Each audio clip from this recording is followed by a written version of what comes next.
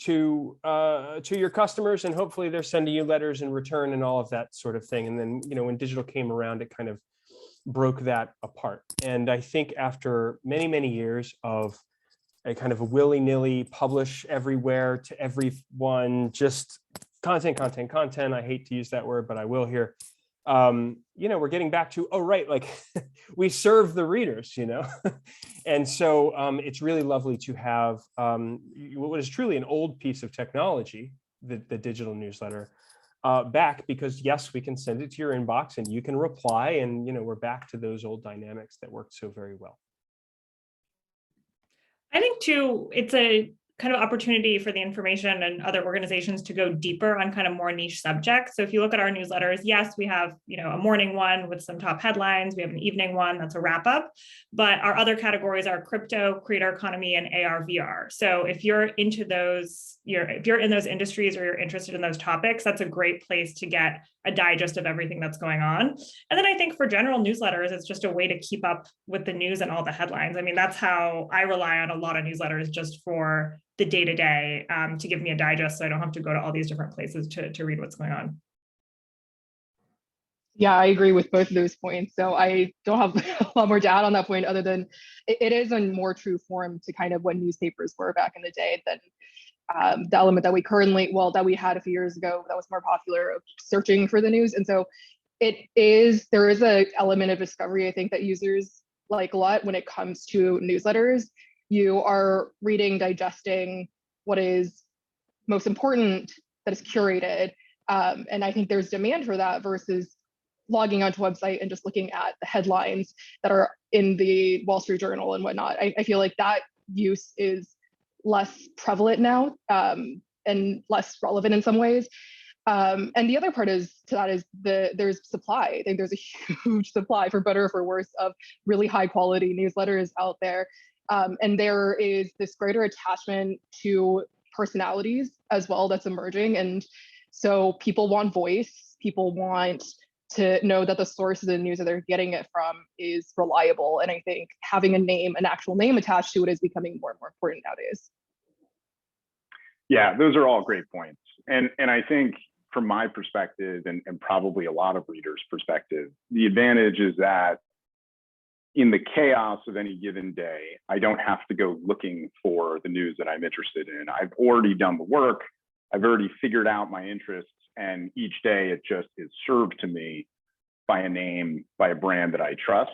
And there's no cognitive, overload of wading through Google or the New York Times front page or whatever it might be. And so it does kind of make sense in this modern world for those reasons. It seems to be a little bit of what I'm hearing. If that's a fair summary, at least of part of what you all have said, would love to hear about what the texture of your days look like. So you're all involved with newsletters that publish many, many times per week. That feels like a lot, and would love to get a sense of how you all deal with that level of production and what sort of deadlines and activities define your days. Kaya, why don't we start with you? It's a lot, and I publish the least out of this group. On Fridays is really my day to kind of look ahead and also look back. So if there were some topics that I wanted to go deeper on. So on Fridays, I normally try to plan out my week a little bit. My newsletter is structured where I have some sort of piece of analysis about the news, or some sort of exclusive announcement, or some sort of column on the creator economy. And then the second half of the newsletter is a deals section and other kind of more news-driven stuff. So I try to plan out as much as I can, just so that I'm not waking up one day and being like, oh my gosh, I don't know what I'm writing about today. Obviously, that schedule can totally go out the window depending on news. But normally kind of the first half of the day up until noon, my newsletter publishes at 7 p.m. Eastern. I have most of the newsletter done, and then I kind of turn to the top. It also kind of depends on the day. So I do a lot of Q&As and talk to creators. And so I'm kind of sprinkling in calls and also sourcing calls in the middle of all that. But I normally have the newsletter kind of set around 5 p.m. And then sometimes I'm doing edits up until 7 p.m. Sometimes we're done at 5 p.m. and it publishes. So it really depends on the day. Sometimes someone makes an announcement at 2 p.m. and I have to scrap my whole newsletter. So it totally depends on what's happening, but it's definitely juggling a lot of different things. But just for my own sanity, I try to have half of the newsletter done by noon every day. And then of course I do a sweep later in the day too, to make sure I didn't miss any news. I have a quick question before we move on to the other panelists. So you hit send, it goes out to however many hundreds or thousands of people. What happens next? Is there then an onslaught of responses to that newsletter that, you know, I'm imagining sort of the cascading inbox, but I would love to hear about that piece. Yeah, well, first I poured myself a glass of wine and congratulate myself that I finished another newsletter. No, just kidding. Yeah, so sometimes I get a lot of email responses. I think that's also part of what I really like about the newsletter is when I was doing feature stories, people would have to go dig up my email, write to me. Normally it was people that had really strong opinions about the article on either side. So it's nice to have that immediacy. We also have comments on our website. I'm finding that a lot of the conversations happening on Twitter. So I do a lot of charts in the newsletter, and a lot of times people are sharing those charts or responding to that.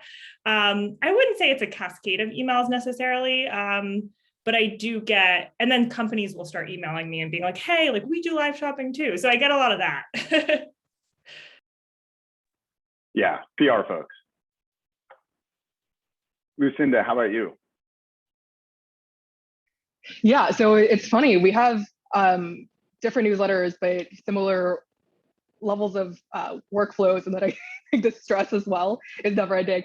But so I basically write a newsletter about deal making, and so the top is the essay, the bottom half is an often exhaustive list of all the deals that have happened within the day within venture capital, private equity, and any major big deals in corporate America as well. And so basically, usually I start working on the newsletter since it publishes on Monday through Fridays, start working on it Sunday night, Sunday afternoon, start collating all of the different deals that I may have missed from the week before and also that are incoming for Monday. And then wake up at around 7 a.m. to collate anything else, write a newsletter, get rid of the newsletter because some other news came in and Microsoft decided to like buy Slack or something. And then send out the newsletter at like around 10 or 11 a.m. And then the whole cycle just starts basically again, basically from the moment you press send, because of the huge volume of deals that are happening nowadays that I'm sure both of the other panelists here are like very much stressed out about as well. You kind of have to start writing the newsletter almost immediately and constantly be monitoring for the deals that are happening and make sure you're not missing anything. I hear a lot of collating in that answer. I have a somewhat actionable question for some of the folks in the audience, which is part of what you do, a big part of what you do is create basically a comprehensive list of all of the deals that have happened on any given day or, you know, within the last 24 hours. What is the best way for folks to send you that information in a way that doesn't drive you insane? That is such a great way of asking the question. So I would say send it to me. Don't send it to me like several weeks in advance. Send it to me probably the day before, because that's the schedule I'm running on. If you're sending it to me several weeks in advance, I honestly, a lot of the times, either another news organization is going to get a hold of it, or I'm not going to be able to keep track of it because there is a huge volume of deals coming in, and a lot of them are over $300 million in funding rounds. That's just the environment that we're in at the moment. And so best practice, email me day before. Don't, if it's under embargo, make sure that we agree rather than just writing embargo or saying, we have this interesting story for you that's happened before. And I think that is the best practice in general. That makes sense. Andrew, so your job is a little bit different in that you are not individually responsible for a single newsletter, but you are responsible for the organization that pumps out a ton of newsletters in addition to a lot of, you know, regular or traditional kind of digital journalism on the website, among other things. We'd love to hear about how your day-to-day looks. For sure. And just to add to what Lucinda said, she only prefers messages on LinkedIn, InMail, so just yeah, save all your deals for that, that's Panelists, clearly this the is preferred sarcasm. mode. Do not take notes. Don't Yeah. do that. Thanks, JJ. Oh, by the way, Andrew I really mean, likes attendees. Sorry. Twitter direct mails. Good. Yeah, actually, yeah. So you're absolutely right, JJ. I unlike my friends here, I'm not a lead editor on a newsletter. My colleague Neil Fryman, brilliant, probably the third number 3 employee at the company, has for as long as anyone can remember been in charge of the Morning Brew newsletter, and he does it brilliantly. And then when I got here, I said, the last thing I need to do is tell you how to do this, although I can certainly give you feedback and so forth. So my approach is a little bit different because we are a newsletter company that is trying to diversify into a media company. It's the opposite effect. So, obviously Fortune started with a magazine, and well, the information started with a website and newsletters equally. So fair game there. But, we started only as newsletters, and the website was basically just a place to subscribe, very, very magazine in the aughts type approach. And I'm there to start to think about what storytelling looks like outside of a couple short items a day. So, I don't get in Neil's way on a day-to-day unless he needs me. But they have the same cadence, I guarantee you, that Lucinda and Kaya do every day, that exhaustive, when you say, what happens when you hit send? Well, you breathe, JJ, you breathe. But in all seriousness, one thing that is distinctive about Morning Brew is it is 7 days a week. We get it all done the night before. So unless there's some necessary cleanup, we're not really meant to be a breaking news organization. We're meant to be that concise, digest, funny, and informative and helpful. So we don't have that kind of like, shit, I got to have one more deal in that Lucinda unfortunately has to deal with. Like, that's just the nature of the products. And so what I try to do is focus on, we have a special Sunday edition that is a little bit more magazine-like. What can we do there? And how can we start thinking more than 24 hours in advance? That's the challenge. Is these newsletters are 7 days a week for us, helping this team understand, plan, all that kind of stuff. They want to do it, but it's really hard when it's right in front of your face like that. So my goal is to really get them out of the day-to-day and have the bigger picture through feedback, through story planning, through process, all of those things. That's really interesting and very helpful context around not just your day-to-day, but the organization, the Morning Brew, and now it's part of Business Insider, kind of the vision for your organization and the brand. What that leads me to ask is, if you're able, or as much as you're able to share, can you maybe give us a sense of what Morning Brew is going to look like as an editorial operation, in terms of what the reader is going to experience in a year from now versus today? Sure, and that's a great question. I gotta say, I think you will see a few more newsletters from us where it makes sense. So we are on the cusp this month, in like a week, of launching Money Scoop, which is our personal finance newsletter. We don't do anything like that on the regular, so that's a new dedicated product there, and it's being led by my my editor colleague Devin Tom and the writer Ryan Lasker. We have, on the B2B side of the house, as we like to think of it, that would be the marketing brew, retail brew, emerging tech brew. We're about to launch a human resources brew, an HR brew for that community. So we do have a few more newsletters in the works, but really where a lot of the action and effort is on these other platforms. My colleague Sarah Singer is our head of multimedia. She hired a new director of video named Xavier, and a director of audio named Alan, and they have been tasked with building up original content, and specifically original series. So not one-offs, but like recurring programs for their respective platforms. New podcasts. Xavier just showed me what his early plans are going to be for video, and they're not at all like a video about the articles that my team is writing. It's very much its own standalone thing, which, if you follow us on social media, that's kind of how we approach that too. We don't really just distribute our own articles on Twitter. It's like a rolling, rollicking conversation that kind of exists on its own. So for our readers, I think the value, like you're going to get more original value out of each additional platform that we've chosen to play in, rather than just the same stuff in more places. That's very helpful. So basically sort of the morning brew approach, that casual, tongue-in-cheek, but smart editorial voice, just in different formats where it doesn't need to necessarily be connected to other pieces of the operation. That's right. The optimization is really around what makes sense for that medium, that framework.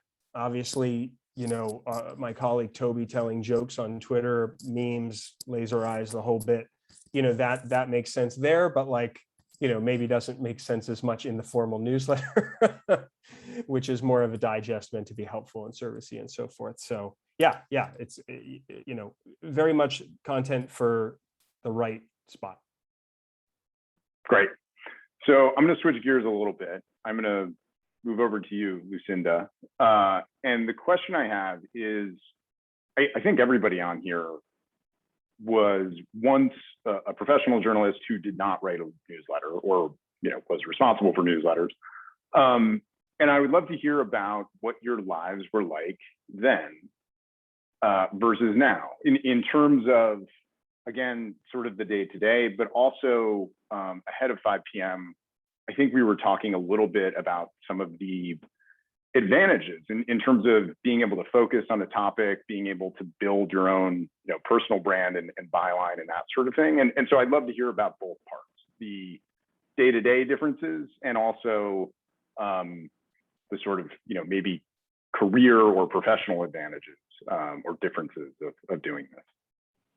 Yeah, I'll start with, I guess, the really negative stuff in that case, which is I used to not work on Saturdays. Really, I would read the news, obviously, and be generating ideas constantly, but it wasn't like I was on the hook to do my job. So now I have to say, sorry guys, I can't hang out with you Sunday night, I have to work.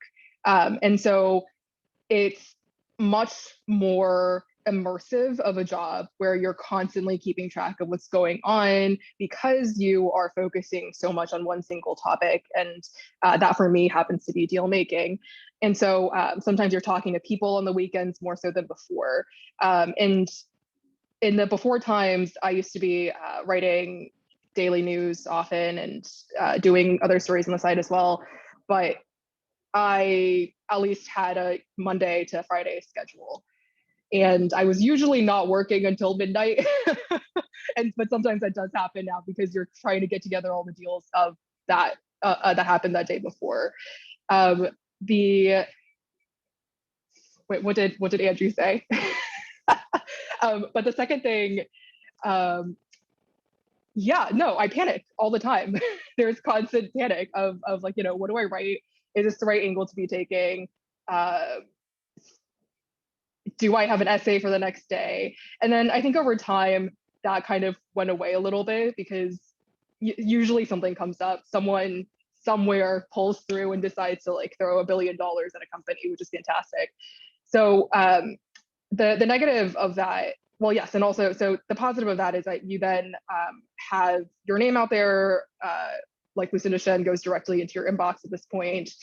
The other positive being that you are, to your point, like focusing on a particular subject matter, and people know you for that subject matter. And so PR people also are able to come to you with more focused beats, especially with the way that my particular newsletter is formatted. They know that what's leading everything is the dollar amount. The dollar amount is everything. And so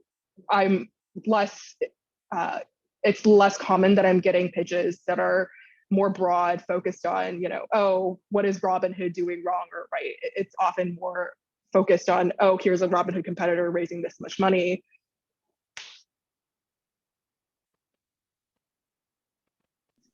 I think it's also clear to me, and probably a lot of others, TermSheet is a fantastic platform. Like the folks who have been in charge of that Dan started it, right? I think Aaron Griffith did it at one point. Polina, obviously. Yeah. That's a pretty sweet crew to be a part of. And I have to imagine that, you know, that was part of the allure in terms of taking on that role. And that's sort of what hopefully justifies the stress and the Sunday work. Yeah, I think it is so incredible to be following those three names. It's just insane to think about it. It's also a little terrifying because like you're writing and you're thinking, oh my gosh, I hope I'm not completely failing whatever they've done to come before me. And I think the other side, I think Kaya kind of alluded to this earlier, which is you get a direct audience. People are coming to you directly and responding to you, not only via email, but also via social media. The other benefit, I think, of writing a newsletter is that, at least for my newsletter, is that there is a voice to it. There is kind of personality. You can write a take, have an opinion on things, have a thesis. And that's very different from how I think the typical news, unbiased realm works. And when you have a take, right, you start a conversation. And in a way that kind of gets you, I think that also fulfills the goal of what news is. That's a great point in terms of the voice. Yeah, and Kaya, would love to hear your experience as well. Yeah, I agree with all of that. So in my previous role, it was a mix of breaking news and features. So I think you still have some of that stress of like something breaks and you're chasing it down and you need to write it in 5 minutes. Like that's more stressful than, you know, having the whole day to do something. But I think the biggest difference is just the daily deadline, right? You know that, you know, you have to get this newsletter out today. And I think in the past, sometimes when you're doing features, and a lot of times I feel like my columns are a mini story or a feature, and some of them are quite lengthy because I just can't with word count. So, but I think it's nice when you're writing a feature and you're like, you know what, I need to talk to 3 more people, and you have the time and space to do that. And I think that's more challenging when you kind of have to be quick on your feet, but completely agree on kind of having a voice. People are coming to you because they want your take. They want to know what to think about this news. And I think that's what's exciting about the newsletter is I'm trying to write the day 2 story on day 1, right? So everyone's writing, okay, so example today, YouTube announced and Google some safety precautions that they're taking for minors. A lot of people kind of wrote up the straight news. My story today is going to be about how creators can inadvertently get, you know, caught up in some of that stuff. So it's like taking a different angle that's not out there. And sometimes that can be challenging because there's a lot of smart reporters out there. So I think it kind of pushes you to think a little bit differently and analytically. But I think that and then for me too, we're a small organization. So if I'm off, the newsletter is off. So, or if I'm like, I don't know, I've never been sick. I only started in April. So I'm like, I don't know what happens when I'm sick. I guess the newsletter is not going out. So there is kind of that pressure of the daily newsletter. But the other thing I'll say too is, for me, it helps me so much with connecting the dots on stuff. When I was covering, you know, Facebook and Google and Apple and all these different storylines, you end up chasing stories and it's harder to kind of step back. And even with the newsletter, I'm like, there's a lot of deals happening in music. Let me do something or let me dig into that. So I think it helps you kind of see the bigger picture a little bit better. And then lastly, I think it, you know, it just helps kind of with your own personal branding, you know, just like Lucinda said, like my name's in your inbox. In the last, you know, 4 months, my following on Twitter has doubled since I've taken this job because people before didn't really know what to come to my Twitter for. And now they're like, oh, creator economy, this, you know, so I think there's a lot of just benefits to just career-wise and personal branding. Yeah, I love the day 2 story on day 1 line. That's a really nice way to put it. I will put the fact that there is no backup in terms of the creator economy newsletter organization in the con column. So, you know, hope you don't get sick anytime soon. But Andrew, would love to hear about the switch that you made as well. Sure. Well, as the resident old man of the panel, when I when I got into media, you know, there were these things called magazines that went out once a month, and they didn't have websites that did anything other than ask you to subscribe. And so you can imagine how glorious it felt to be in there and go, oh, you know, this is the way. You know, everybody's into newspapers. All my journalist friends, magazines is where it's at. You get to figure it out over the course of the month, 3 weeks, and then a week of craziness. You close the issue, as they say, and then, you know, it's like the day after your final show on Broadway, you know, it's like vacant, right? You know, and then obviously the internet picked up, and to the point where everybody's grinding all the time. And as I said at the top of this, like, you know, there's been newsletters allow you that step back a little bit. So I feel like my day got, you know, busier and busier and busier with digital, to the point where, you know, just complete utter saturation. You cannot find 5 minutes to think for yourself, da, da, da, da. You know, you get to the edge of the cliff and you look over and you go, "Eeh," and then you come back down. Our newsletters as leisurely, daily newsletters as leisurely as a monthly magazine? Of course not. otherwise my colleagues here would like a word, you know, but I think it does allow you the notion of, if a thing happens, you have between, you know, that moment and your actual publication deadline, whatever you've decided it to be, to either let the dust settle or piece it together, or there's some beauty in having a window like that. And I feel very strongly about that now, because that is what we do. We deliberately avoid anything called breaking news. We're very much focused on, what does this mean? Why should you care? You know, it's not even the second day story so much as just the, so what? Yeah. So it's back to normal a little bit, you know? That's really interesting. So, I mean, what it sounds like you're saying is, in some ways, both for journalists and I think for readers as well, it has taken the constant, never-ending urgency of the internet and information on the internet and organized it in a way that sort of makes sense in terms of a time scale. So instead of every 3 weeks or 2 weeks or whatever it was for a magazine, it's every morning. And so at least you just look at that news in the morning. You've only not known things for max 24 hours, and you can get on with your day and not have to be glued to breaking news reports or that sort of thing. And obviously, from the perspective of the organization and the people who are putting that together, it's also attractive because you're not constantly chasing one thing after another every hour. I'm thinking out loud here, but that's an interesting sort of macro perspective that I did not consider. Well, and if I may, like, it also, it allows you to feel just a little bit less competitive pressure with peer publications, because you're really more focused on, like, well, so again, like the so what, why does this matter? What does this mean? Why should readers care? And less like, well, they might beat us by 5 minutes, because you know that your next product is tomorrow morning, you know, period. It doesn't matter. So that's also a very good point. So it eliminates that, you know, that urgency to break things and to get the first piece up on Google and that sort of thing. And it seems like it's also connected to, I would imagine in some ways, the fact that your organizations have all moved towards a subscription model versus an ad-based model. Because otherwise you probably can't, you know, serve the reader in the same way. We don't have to get into that, but I imagine that that's also a thread that's involved here. I'm going to move on. And before I do that, want to just call out to the audience, there is a Q&A little button at the bottom of your screen. It has a red 1. If you have any questions, please feel free to put them in there and we will get to those towards the end of the hour. But until then, I have a couple other questions that I'd like to get to. And one of those is, we alluded to sort of readers' habits and also reader responses and that sort of thing.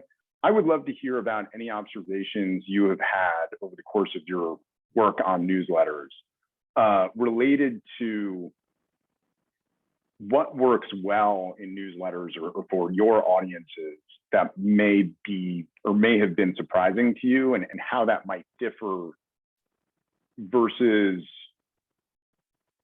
traditional, you know, digital media and that sort of thing. Because Kaya, you look less ponderous than the others, I'm going to go to you if that's okay. Yeah, I don't know if this should necessarily surprise me, but I found that charts and anything visual is people really like. I think especially with the creator economy, it's really hard to find data on the space. So I think people are really hungry for data. I also think there's so much going on and there's so much competition among the social media platforms that I've been doing these charts laying out comparisons. So comparing how like different features on social media platforms and, check mark for who has live audio, who has live streaming, who has shopping. And those have really resonated with people, both newsletter readers and just outside, and are super shareable on social too. And then that kind of brings people back. So I think that's helpful, just to see things visually. I'm a visual learner too, so that's always been helpful for me. And then I think just like anytime you have something exclusive, that obviously is, always a big draw for people. And I think it's just helpful with a newsletter is you can go deeper and more niche. So I do like a little startup watch section or a, deal highlight, and people like that because it puts companies on their radars that they've never heard of. And I have just like fun stuff too, like what's that trend, where I break down like a TikTok trend or, a meme or something, and people like that. So I think like balancing stuff like graphics and then like fun stuff that kind of helps people be in the know a little bit. I think one thing that I've a few things that one thing I've been surprised by is how much people care about your personal life. I have started using the first person I a lot more than I would have typically kind of in a newsletter setting. People care about things like the fact that you use Amazon Alexa to wake up, or like where you're going on vacation, just little things like that. And for some reason or the other, it keeps people coming. I don't know entirely why, but it does. The second thing, it is really surprising to me. I think the 2 points that Kaya and Andrew brought up was kind of this idea that there's a lot of competition right now for breaking news. There's a lot of smart reporters out there who are all kind of looking at the same massive deals that are happening, the same trends that have been birthed by the coronavirus. And in general, a lot of them kind of head in the same direction with different nuance, at least on the takes. And so one thing that has surprised me is how well stories that look at smaller startups that kind of tighten on a trend that maybe another news organization didn't have, but still is largely tied to a larger brand. Those things have done surprisingly well, at least from my perspective. So I think one thing for me recently that did well was a story on Brandless that it only became like a $500 million company, but people still really cared about it because it's stopping back, and they recently kind of got some new funding. And so that got some good traction for us. And so as long as you're talking about a larger trend, you're being able to fixate on what exactly is making it important, I think the readers will come to you and recognize that there's additional value that you can add. That's really interesting on both counts. In terms of the personal life and the sort of counterintuitive fact that there seems to be more of a market, a reader's market for, I guess, not the $600 million deals, but maybe startups that are kind of indicative of another trend to come. Yeah, like the other story that did really surprisingly got a lot of attention was an astrology startup that got $3 million in funding. And I think it didn't get a lot of coverage in general, but our readership at least is really interested in it because it caught on this larger debate about, is astrology real? Is it ethical to be funding a company like this? Well, we won't go there in this panel. Andrew, any learnings? Sure. It's a little bit of a cop-out answer because Morning Brew is such a different newsletter than the ones that both Kaya and Lucinda do. They're very focused, and we are, necessarily more of a generalist publication. But, a recognition that your relationship with your reader is above everything, and they're whole people. And a lot of times the most successful stuff we do has nothing to do with the day's news, because maybe the day's news was snooze. And, maybe we have something funny to say about it or whatever, but, if you read our newsletter, we have games, we have jokes, it is just very, very, it's a lot more than just the headlines or just the analysis or just the whatever.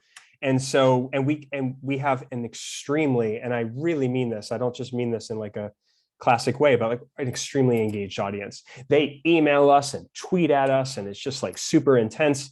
And that's what we love about it. But a lot of times it's because we made it an aside, a joke or something, and it's not at all about the substance of what we were writing about. So, at the end of the day, it's people on the other side of the inbox is what I'm trying to say, and though they have expectations, it is a relationship at its core. I think that's the thing that I'm constantly reminded by with our newsletters. That's great. And yes, certainly a unique editorial voice in terms of the Morning Brew and the types of jokes that somehow land. I have one last question, and then we will get into some audience questions. And that is kind of the other side of all of this. We've talked a lot about advantages of this format and why it's maybe become as popular as it has in the context of everything digital over the last couple of years. Do you have any frustrations with it? Any sort of recognition of its limitations?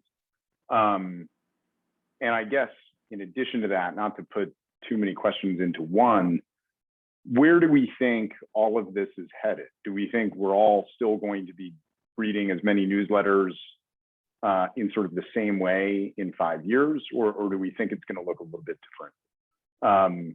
And Andrew, I'm going to stick with you, and then we'll kind of go around the horn here. Sure. Risks. I mean, look, we have the same problem no matter what platform we use in media, because we don't control the platform, right? We don't control the conduit for that information. And so, what is the thing that irritates the most when your newsletter doesn't get there? Or when the formatting gets all screwy because of somebody's client that they haven't updated since 2008.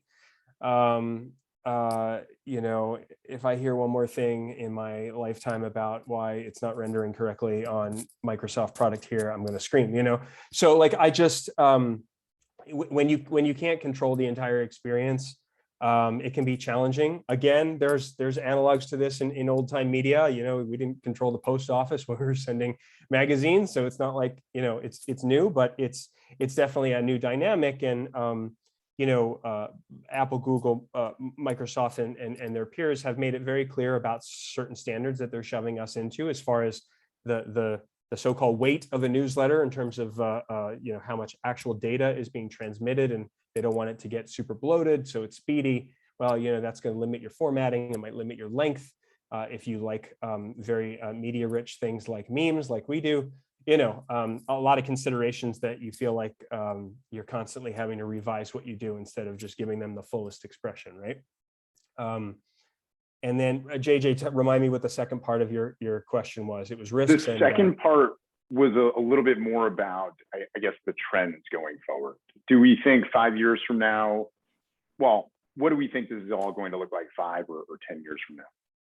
I do think we will be reading, how do I put this into, like, what are the words? Editions of journalism in some format. Could be hourly, could be day. I'm not even going to talk about the frequency. Everybody's got their own thing, but whether or not that comes through an inbox is just the question of, do we invent something better than email? There's a great, I think it's in the Atlantic article about why email won't die. So, because it serves a lot of purposes decently well. It's the VHS versus Betamax version of whatever we have now. But anyway, so I don't want to say that, oh yeah, email will be around forever, but I do think there's always a place for these kind of like editions of content versus like the unending fire hose stream of, of stuff. Oh, go ahead. Yeah, so I think it's a constant. I feel like it's as much a content battle as it is a tech battle when it comes to newsletters, because there's times where you look at a newsletter and it's difficult to read and you switch to a different client, a different newsletter, because there are a lot of newsletters out there. And so I think it's a product, and it's going to be definitely a constant frustration for all of us. I would personally, for my news, I would love it if there were like the KB limits on emails in general. I promise Google, I am not trying to screw over people's emails. It's just what the HTML looks like. It's not a super long newsletter if you're listening. Beyond that, so I would really love if there's a way for us to like integrate more multimedia. And I think that's what a lot of kind of these newsletter focused organizations, I mean, I can't speak to Morning Brew, but I feel like Axios is a really great tech backing to it, for example, and they've really been able to integrate multimedia really masterfully, and they've made that part of their business. Like that tech platform is now a business in itself. So I think that's going to be leading into the next question, like really important in coming years, in 5 years or so. I also feel like the current state as newsletters can't, at least how the pandemic has led this explosion, can't really reasonably last, or at least not in the shape that it is. So part of me, like this is the spitballing part, where I'm wondering if there's going to be eventually like newsletters on top of newsletters, which there technically already are, where you're curating, like we're curating news. If there's going to be newsletters curating newsletters in a more technically smart way, or even just that becomes a product that like Superhuman has, for example, to be like, these are the parts of the newsletters that you should be paying attention to. So I think it's going to lead to some level of newsletter inception and some level of kind of, there's going to be more tech involved, I think, because there is so much interest in newsletters and consolidation, either via tech, via acquisitions. I think you're seeing that to some extent with the Casey, sorry, my brain is not functioning tonight, the Casey Newton Discord channel, right? There's kind of like a network basically of these individual news writers who are becoming this one organization. Yeah, I would echo all of that. I mean, the amount of times people are like, oh, you only publish on Thursdays? That's the only day I get the newsletter, because it gets in their promotional spam, bucket, which is hard. And then other people will DM me and be like, the font was really big and it's bigger than on other newsletters. And I'm like, I've never even heard that before from anyone. So I don't know what's going on. So a lot of IT requests sometimes are like, the photo will look really big on one, for one person and not the other. So that stuff is definitely frustrating. I think too, on like embedding multimedia, maybe there's a way to do this, but like embed a TikTok in a great way, because I write a lot about these creators. We launched this big database of creator economy startups, and we made a landing page on our website because we just couldn't figure out how to embed that in a newsletter. So I think some of that tech is definitely lacking. I think another area too, and I think people have found kind of ways around it, but in terms of corrections, it's tricky, right? So we'll update immediately, the link version. And I know other people have, we'll add a correction in the future newsletter, but that's hard when obviously mistakes happen. So if you need to correct something, it's just a little bit of a more difficult process than just updating a story. And I think on the newsletter point, I think news organizations will be okay, but I think I'm curious to see about like the Substacks and the Facebook bulletins and the Twitter reviews, especially. I think the costs sometimes will get prohibitive for people, just like with streaming services. It's like, how many can you subscribe to? I think there's a limit that people will subscribe. So I wonder if Substack will start bundling newsletters. So a little bit different than what Lucinda said of, maybe, you pay $5.99 and you get access to 10 newsletters or something like that. Because I think, especially the paid newsletters, on one hand, it's so exciting to see people go out on their own and do this and build businesses, and writers and journalists or independent journalists are becoming creators too. But I worry a little bit about kind of the sustainability of that, especially as people are quitting jobs. And I am encouraged that even Facebook lets you take your email list with you though. So that's nice. That is nice. Very un-Facebook-like. Well, it's just like it's become table stakes, right? Like no one's going to use it if right. Substack and others will let you take your email list with you. That's a good point. It's nice to have competition. We have a ton of questions from the audience. We are not going to get to all of them, but do want to thank everybody for putting those into the chat. I will try to get to as many as we can in the next 9 minutes. But one that I do like, which has come up twice, the version that I'm seeing in front of me is quickfire. If you could only receive 3 newsletters, and let's say none of the panelists' newsletters are eligible here. Let's just take everybody out of the running who's present. What would they be? Lucinda, starting with you.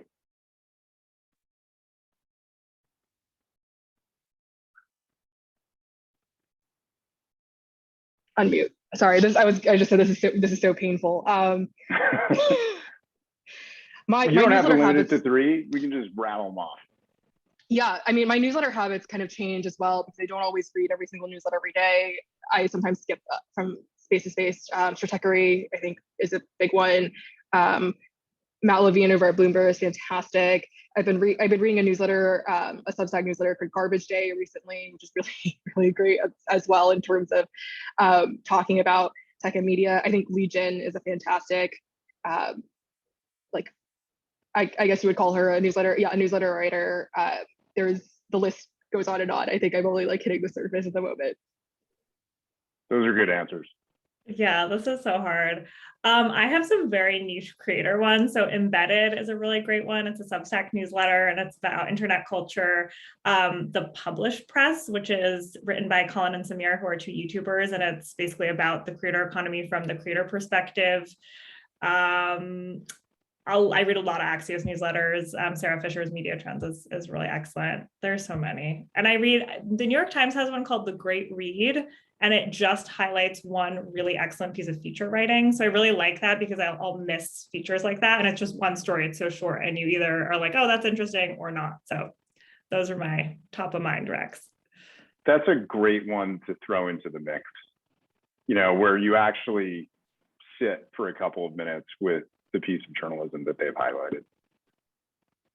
Andrew, how about you? I'm not going to go the indie route and choose all like creators. I get a lot of them, but like they serve me sometimes and they don't other times, and I have like a love-hate relationship with them. I would say Stratechery, I do come back to all the time, and I have a very clear reason for that. He only publishes when there's something compelling to say, and I think that's a good takeaway for everybody in this industry. I have been lately reading The Postscript, which is a little bit like journalism, brain food, publishing industry, highlight, that sort of thing.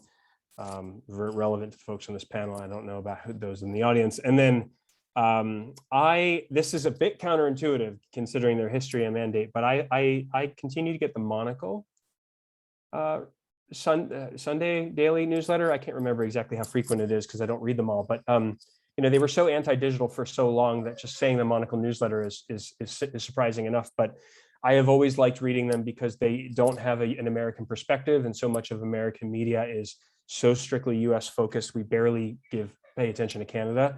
So I like just seeing the world through different eyes. Those were total wild cards. That's great. It's good to have wild cards, but I have to do some Googling now. Okay, I think we can do maybe one more question, and then I have one final question that I think will encompass a lot of these. So, pretty tactical one, which is from Kate DePetro. What type of subject lines grab your attention? Actually, I'm going to reverse this. What type of subject lines work for your audience, let's say? And maybe this doesn't apply to all of you, I'm realizing. Lucinda, maybe not as much. That's wrong. It applies to everybody.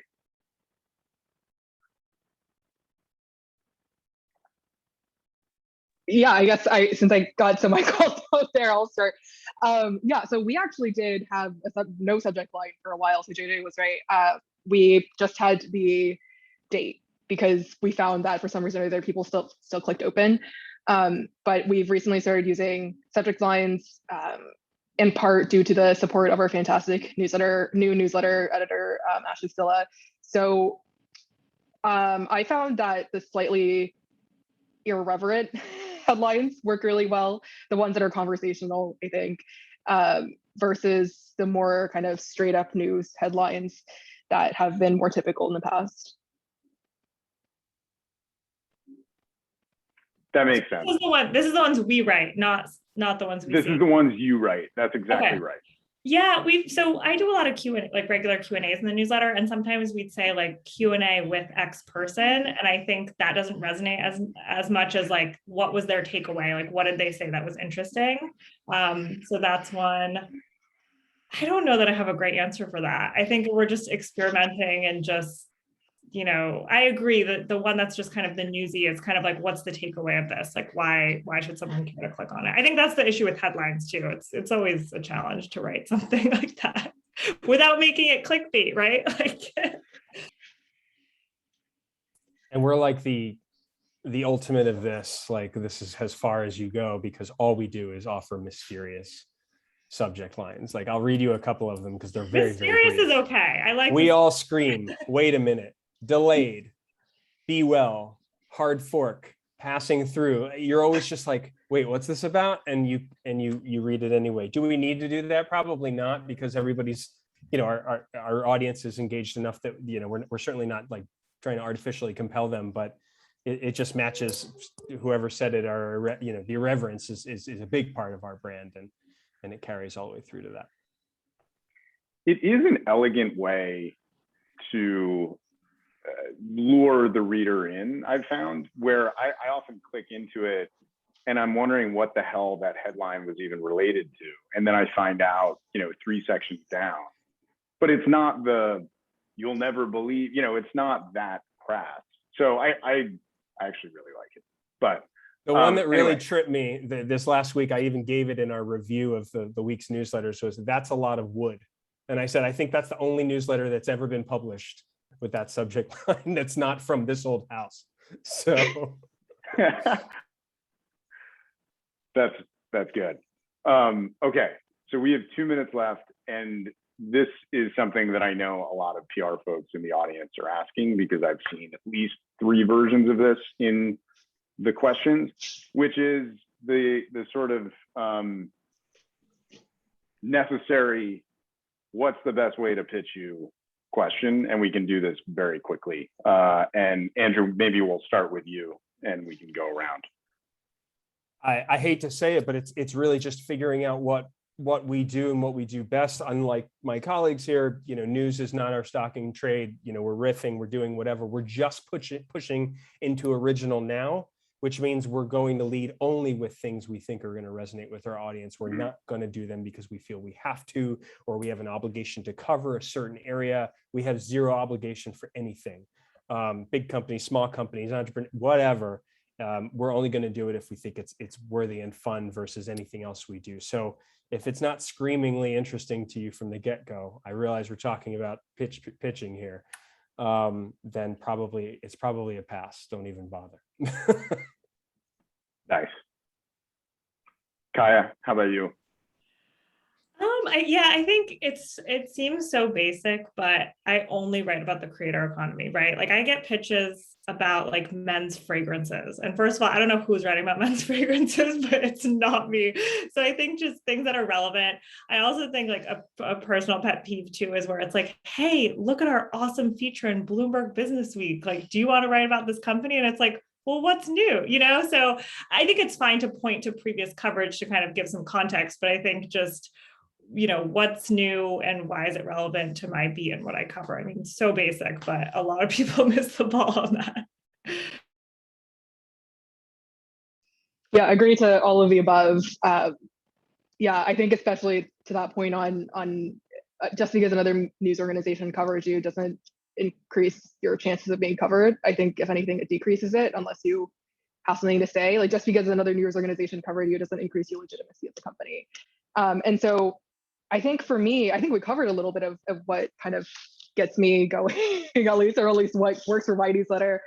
I do write kind of more broader trend pieces as well. If you have a really good pitch that captures on, what would you as a person want to read? I don't think you want to read how well this company is doing, how fantastically they're doing. You want to read a story. You want to read how this person got here, where's the tension, where is the hero's arc, so to speak, if you want to be really like going very basic in terms of how to write any kind of story fiction or nonfiction. And so I think there are I do get some really fantastic pitches on to that point. Sometimes, of course, they do just drastically miss the mark, which is unfortunate. Where is the tension is every editor's favorite question. And if you aren't asking it about your pitch, you're doing it wrong. That's, I think, a great line to end on. Where's the tension, folks? So I know you all have newsletters to write and to edit, and you were all so generous with your time this evening or this afternoon in LA. So thank you again. Really enjoyed it. I'm sure the audience did as well. Audience, folks, thank you for the questions. Please follow all of these wonderful panelists on Twitter. They're very searchable, and we'll follow up with emails to give you their links as well. But with that, everybody have a great evening. Thank you for joining us. Andrew, Kaya, Lucinda, thank you again, and hope to talk soon. I gotta go finish my newsletter. I have an hour till deadline. Yeah. Thank you, everyone. You gotta hop to it. Bye, everybody. Thank you. Have a good